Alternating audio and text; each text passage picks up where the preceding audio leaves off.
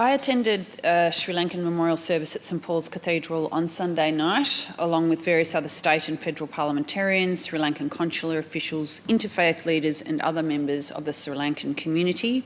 On a personal level, it gave me an opportunity to connect with how this tragedy has impacted the Sri Lankan community and simultaneously to pay my respects. And on that note, I want to acknowledge the very personal nature of this for Mr Ondaatje and Dr Ratnam.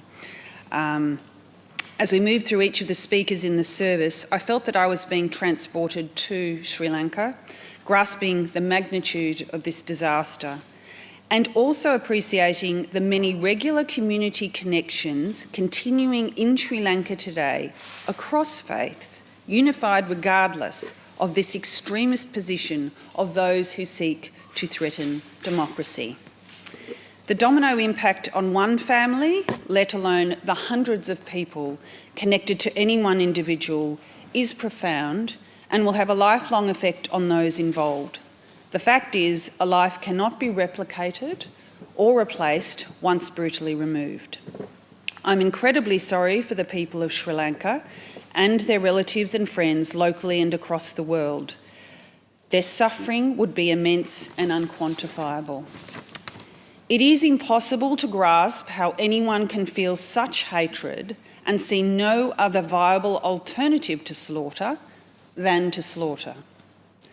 Fundamentally, I would contend that there is a connectivity between all human beings, which can be realised by that willing component within all of us to prioritise that which we have in common over division. I was humbled by the repetition of the theme at the service to resist the temptation to return the hate, to retaliate, or ultimately seek revenge for wrongs committed. Speakers strongly discouraged further violence in response, as it would only propel the suffering of Sri Lankans and solidify a continuation of bloody conflict. On the contrary, it was intimated that the encouragement and support of peaceful resolution and forgiveness would empower a more expeditious resumption of Sri Lanka's delicate road to harmony.